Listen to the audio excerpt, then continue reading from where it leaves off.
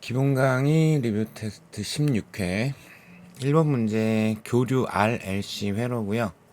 얘는 나 자료를 분석을 하는 게 가장 핵심인 것 같아요. 역시 교류 회로의 메인은 RLC 그림으로 풀 거다. 자, 그러면 전류 쪽의 위상이 전류의 위상, 저항 쪽의 위상이 전류의 위상을 갖고 어쨌든 L은 R 쪽에 걸리는 물리량보다 90도 앞서고요. 그리고 C는 R 쪽에 걸리는 물리량보다 90도 늦지요. 그죠? 현재 코일은 나와 있는데 AB는 구해야 돼요. 그리고 AB는 저항과 축전기 중에 하나다 라고 지금 표현이 되어져 있습니다.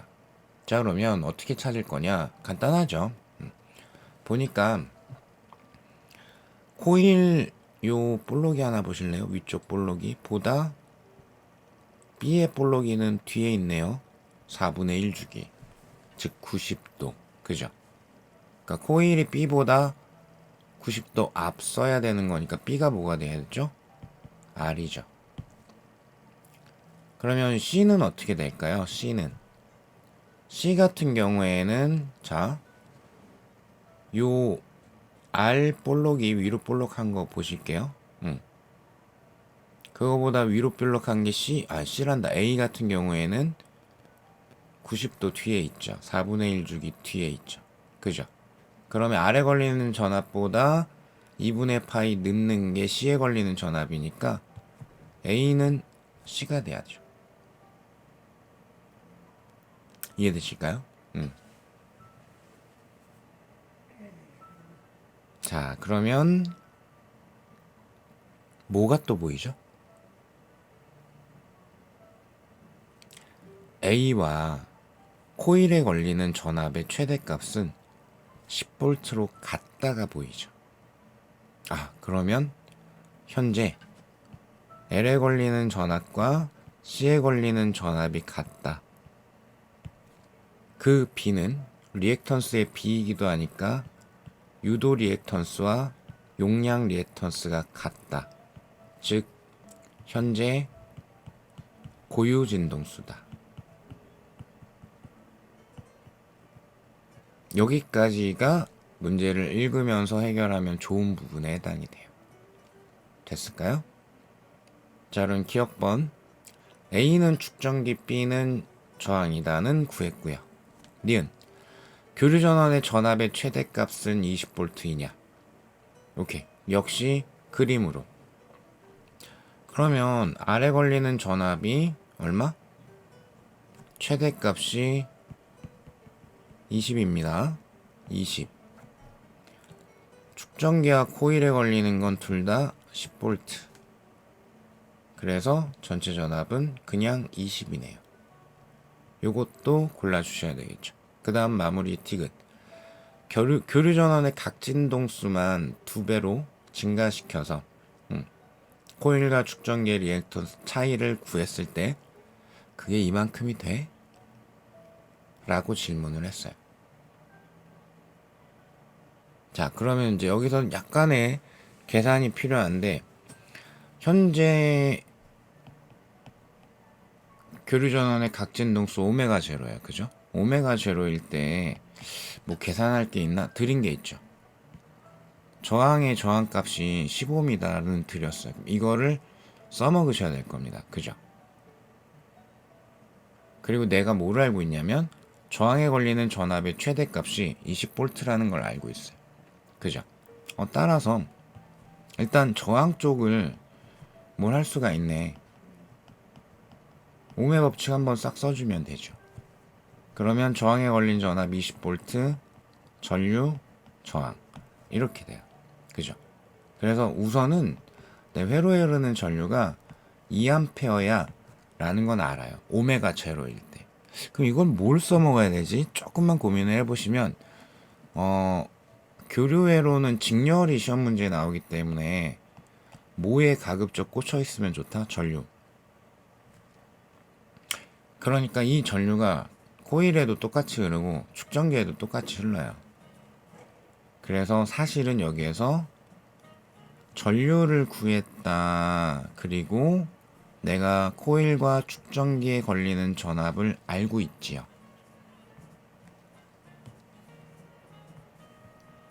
그러면 리액턴스를 계산할 수가 있는 거예요. 그죠? 즉 옴의 법칙은 그대로 써먹을 수 있으니까.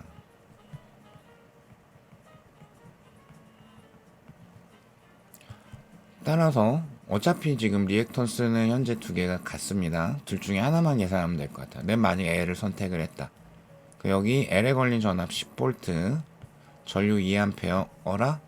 그래서 요 리액턴스 값이 5예요. XL과 XC는 현재 같은 값이고요. 5옴에 해당이 됩니다. 그런데 어떻게 했대요? 진동수를 2배로 증가를 시켰대요. 그러면 요 XL, XC 물리량 자체, 저는 각 진동수보다는 진동수로 표현하는 걸 좋아해서 각 진동수가 2배가 되면 어차피 2파이F도 2배가 되는 거니까, 그죠? 자, 그래서 진동수가 2배가 됐기 때문에 그러면 새로운 리액턴스는 얼마? 10이 되겠죠. L은, 축전기는 2분의 5옴이 돼야 되겠죠. 그죠? 그럼 10과 2.5의 차이값을 구해라 라고 했거든요. 그죠? 그래서 7.5다 깔끔하게 골라주시면 되겠습니다.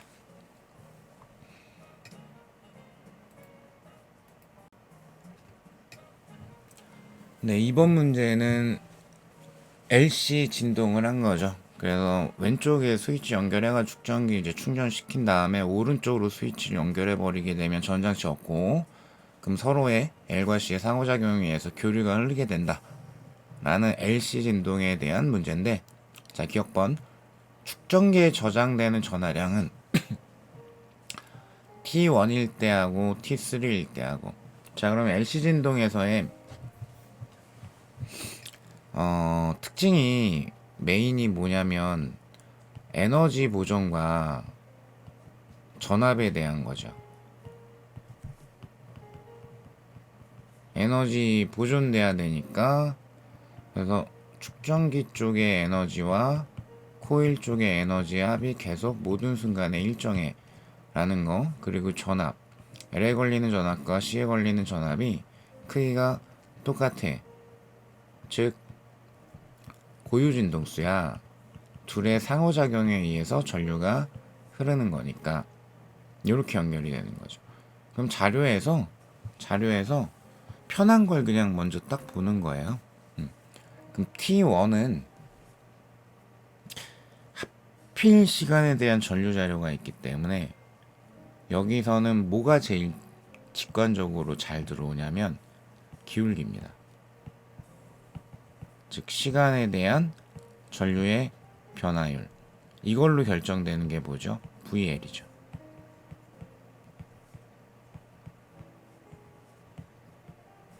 즉 T1일 때는 어떤 특징이 있다? VL이 0이에요.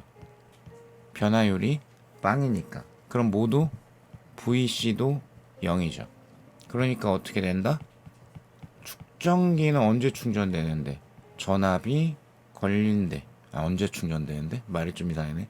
축전기에 전압이 걸려 있다는 충전된 전하량이 있다이죠. 그죠? 그러면 이게 축전기에 걸린 전압이 0이니까 충전된 전하량도 빵입니다. 그죠? T1일 때 빵입니다. T3일 때 역시 기울기 0입니다.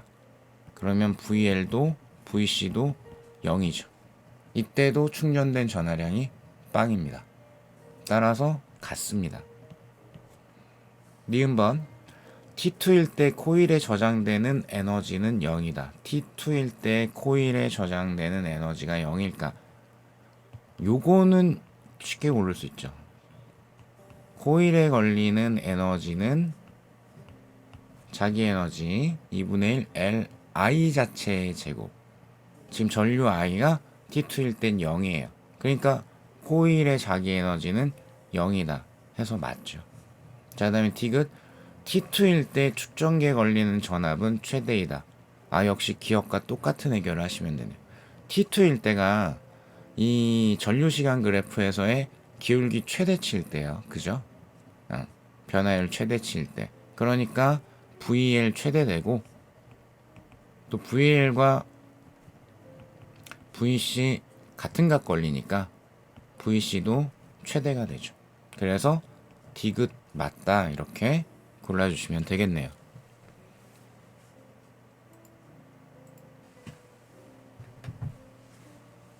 네, 3번 문제. 3번 문제는 제가 어렵다라고 한 이유가 요 나를 분석하는 게 좀 생각을 좀 해야 되거든요. 그 부분 때문에 조금 어려운 문제야라고 표현하고, 만약에 이제 나만 클리어 됐으면 나머지는 굉장히 쉽게 건드릴 수는 있습니다. 자, 그러면 P하고 Q가 뭐 회선의 위상이 반대다라고 했는데, 즉 반대로 진동한다라고 표현을 했는데, 어떻게 진동을 하고 있냐? 진행 방향이 오른쪽이기 때문에 왼쪽에 게 밀려 들어오는, 즉 평행 이동. 그러니까 요런 그림 나오면 평행 이동하면서 진동을 생각을 해야 되는 거죠. 그래서 Q점 같은 경우에는 왼쪽 부분이 들어올 거라 일단은 위로 진동을 해요.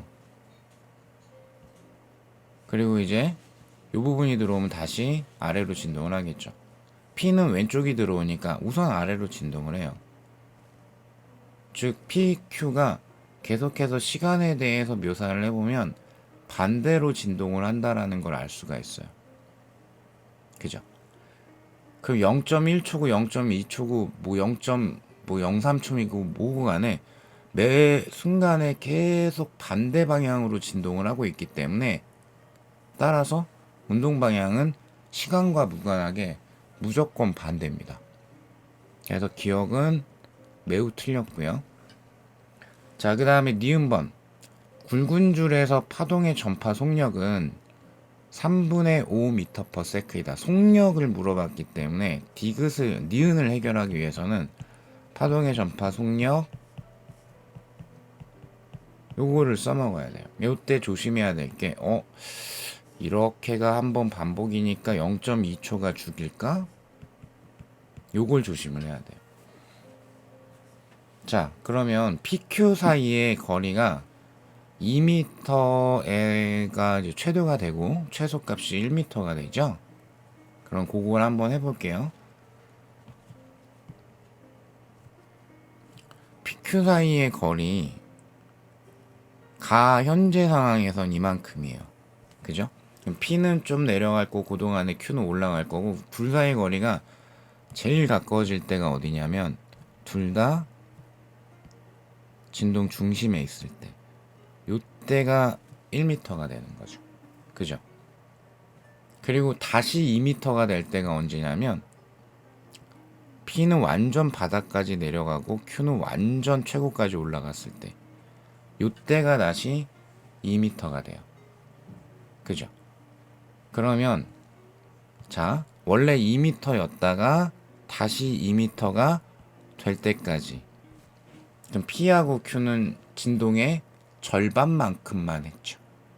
왜냐하면 내려갔다가 찍고 다시 원위치로 올라와야 한 번 반복한 거니까. 그죠? 근데 P를 보자면 2m에서 다시 2m가 될 때까지 내려간 거고요. Q를 보자면 2m에서 다시 2m가 될 때까지 올라간 거죠. 절반만 반복을 했어요. 따라서 0.2초가 뭐다? 2분의 1 주기인 거예요. 그래서 주기가 4초가 됩니다. 0.4초가 됩니다. 자, 그러면 주기는 0.4초고, 그죠? 그리고 이제 파장을 구해야 되는데, 파장은 어떻게 구할 수 있을까요? 보시면 그 자료가 나에 나와 있죠, 또. 특히 둘 사이의 거리가 1m가 됐을 때 거기가 좀 지우면 어느 길이었냐면 P가 정가운데 Q가 정가운데 와서 요 길이에요.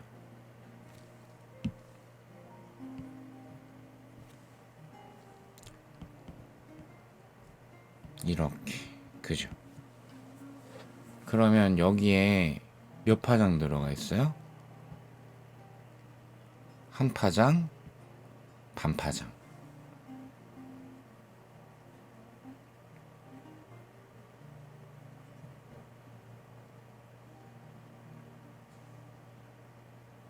따라서 2분의 3파장에 해당하는 게 1m가 되니까 그 람다가 3분의 2m가 되죠. 그러니까 여기가 3분의 2m로 들어가야 돼요. 이해되실까요? 그러니까 1.2분의 2 그럼 0.6분의 1, 즉 6분의 10, 3분의 5m/s가 되죠.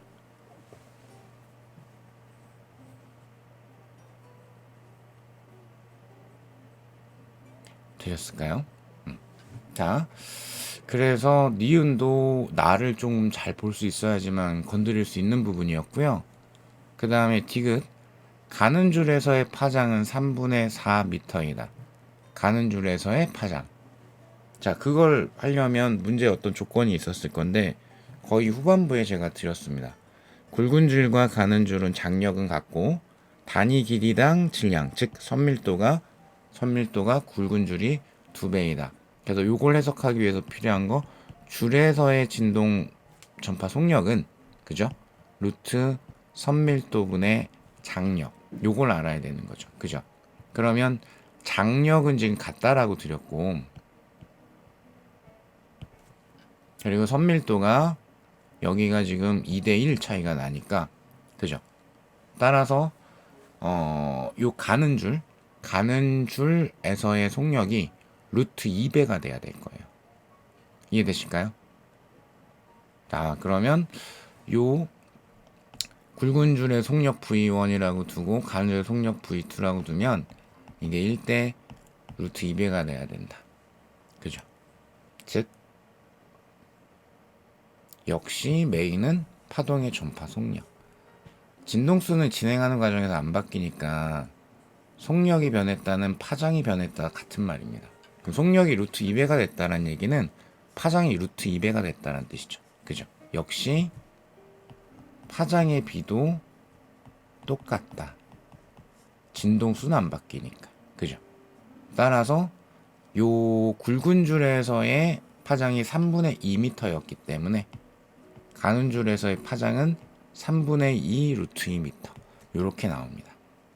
그래서 디귿은 틀렸다 라고 이제 골라주실 수가 있겠죠.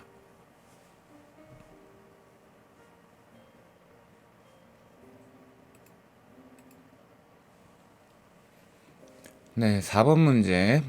요건 이제 메인으로 거의 굴절을 질문을 하고 있고요. 그래서 굴절 관계 가지고 일단은 굴절은 항상 밀한 매질 쪽으로 꺾이죠. 그래서 굴절률에 대한 단순한 관계는 이렇게 찾을 수가 있는데 그거부터 먼저 찾아보시면 항상 어느 쪽으로 꺾였다는 원래 진행 방향과 비교를 하는 거예요. 그래서 A에서 진행하던 I가 원래 진행 방향 대비 이렇게 B 쪽으로 꺾였죠. 그러니까 A 굴절률과 B 굴절률에선 B가 밀한 매질이니까 B가 더 큽니다.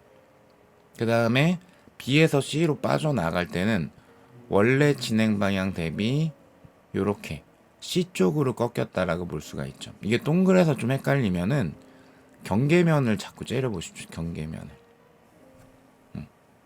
그러면 훨씬 명확하게 잘 보입니다.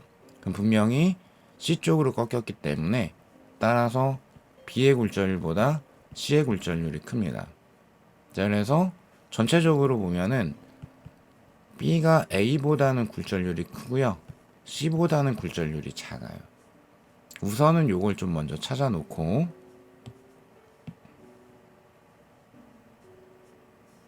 기억번 단색광의 속력은 A에서가 B에서 하고 어떠냐? 아, 이건 이미 했네요. 그죠?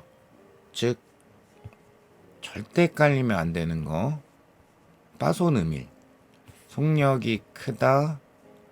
소한 매질 그게 굴절률이 작다. 이렇게 되죠. 그죠? 그럼 굴절률은 B가 더 크기 때문에 따라서 B에서의 속력이 A에서의 속력보다 작습니다. 그래서 기억은 옳은 지문이 되겠고요. 자, 그 다음에 니은번 세타원을 증가를 시키면 BC 경계면에서 전반사가 일어날 수 있냐? 여기에서 전반사가 일어날까? 이렇게 물어본 거죠. 그래서 막 그 세타1을 증가시켰을 때 그럼 B에서 C로 입사하는 요 입사각이 커질까 작아질까 그걸 따지고 있었으면은 좀 속상해요. 전반사의 1 조건은 최우선 조건, 1순위 조건은 우선은 뭐 밀합 매질에서 소합 매질로 입사할 것. 그리고 입사각이 인계각보다 크면 전반사가 일어나죠. 근데 B보다 C가 더 밀합 매질이에요. 따라서 세타를 뭐 어떻게 바꾸든 간에 절대로 전반사는 안 일어나겠죠. 자, 그 다음에 디귿번 NC, NA의 B가 사인 세타1과 사인 세타2B랑 같은가? 이렇게 질문을 했습니다. 그죠? 그러면 C하고 A에 대한 관계가 일단은 진행 과정에서는 없어요. 없는데 여기서 A하고 B 관계를 정리를 할 수가 있고, 그죠? 그리고 또 여기에서 B하고 C 관계를 정리를 할 수도 있고, 두 개에서 B를 제거를 시키면 AC 관계를 정리를 할 수가 있겠죠. 그래서 뭐를 쓸 거냐? 디귿은 굴절의 법칙을 쓸 건데, 그 중에서도 이제 각도를 이용을 해야 되니까 N1분의 N2가 사인 굴절각분의 사인 입사각 요거랑 같다라는 요 비를 이용을 할 건데, 오케이. 그러면 일단 식을 두 개를 만들어서 정리를 좀 해줘야 되겠다. 원이 나왔다. 반지름 활용해야 됐다. 점선이 현재 반지름이죠. 그리고 이 선 자체가 각각 굴절이 일어나는 지점에 대한 법선이 되기도 하죠. 그죠? 그러면 요 각도 R이라고 두면 이 각도 역시 R이죠. 반지름, 원의 반지름을 이용해서 요거를 빠르게 찾았어야 되죠. 자, 그럼 한번 해볼게요. 진행하는 순서에 따라서.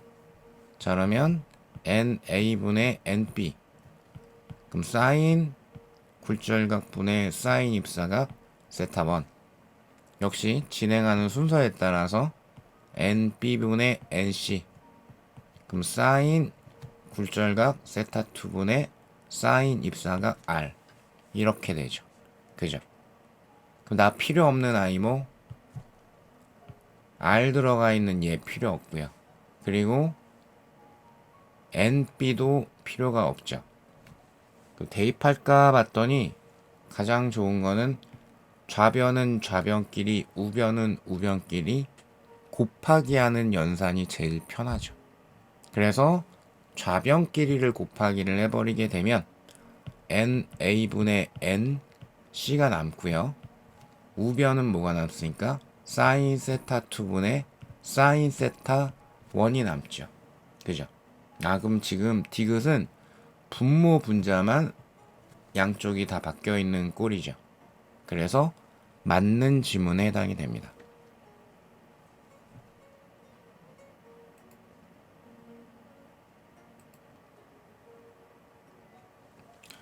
네, 마지막 5번 문제는 도플러 효과에 대한 문제죠.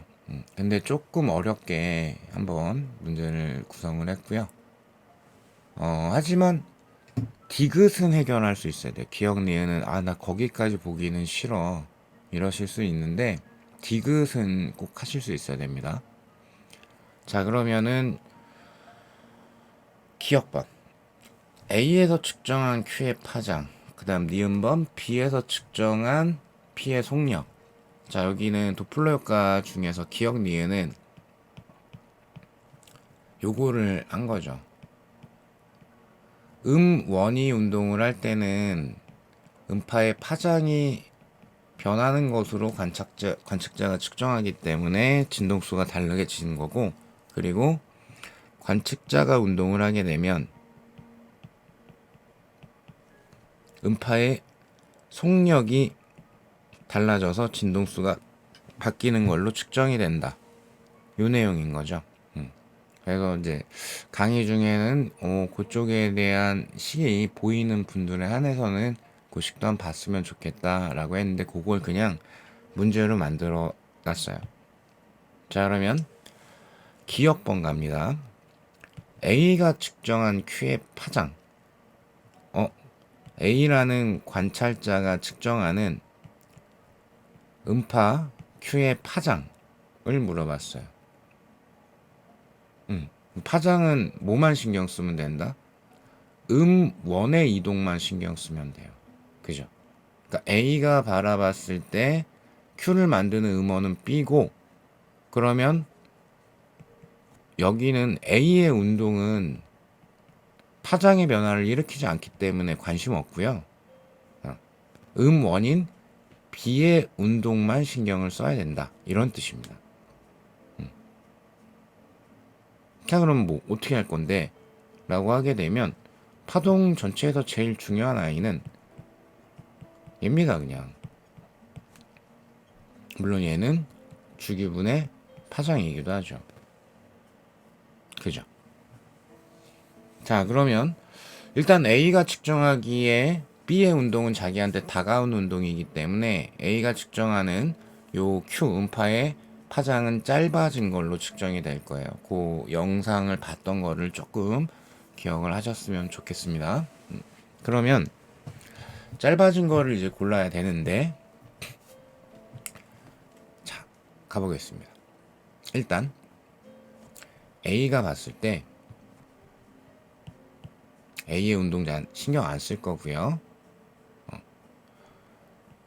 음원 B가 요 순간에 음파를 딱 발생을 시켰고, 그래서 우선 이제 주기가 조금 눈에 잘 들어오기 때문에 음파의 한 주기 동안 여기서 발생한 음파가 여기까지 왔다라고 칠게요. 한 주기 동안에.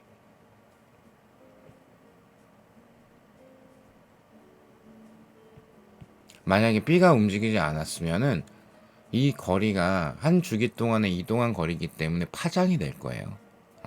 근데 B가 움직였죠. 그래서 한 주기 동안에 B가 한 요 정도까지 왔다라고 칠게요. B 자체가. 그러면 그 다음 한 주기가 끝났으니까 음파를 딱 만들겠죠. 그죠? 그러니까 이 길이가 파장이 되는 거예요. A가 측정했을 때. 파면과 파면 사이 거리가 파장이니까. 오케이. 그러면 최초의 파란색 화살표의 길이는 얼마가 될까요? 음파의 속력 곱하기 한 주기가 되겠죠. 그죠? 그 다음에 B가 이동한 거는 얼만큼이 될까요? B의 속력 곱하기 한 주기. 그죠? 그럼 뭐 하는 거다? 이 파란색 길이에서 B가 이동한 길이를 빼면은 람다가 된다. 차이값을 구할 거다. 그래서 V0 마이너스 2V 곱하기 주기. 이렇게 가야 된다. 근데 주기의 역수가 또 진동수니까, 그죠? 그래서 음파의 진동수 분의 V0 마이너스 2V. 요렇게 측정이 되는 겁니다. 3V라고 했기 때문에 틀렸다. 자, 그 다음에 니은번 B가 측정했을 때 음파 P의 속력이라고 그랬죠. 그러면 음파의 속력이 변하는 건 언제? 관찰자가 운동할 때. 그럼 B가 P를 측정을 할 건데 관찰자의 운동만 신경 써야 되니까 A의 운동, 음원의 운동은 신경 안 쓸 거예요. 그럼 나 뭐만 신경 쓴다? B의 운동만 신경 쓸 거예요. 관찰자가 운동했을 때 그때 속력이 다른 걸로 측정이 되니까. 그죠? 그러면 음파의 속력은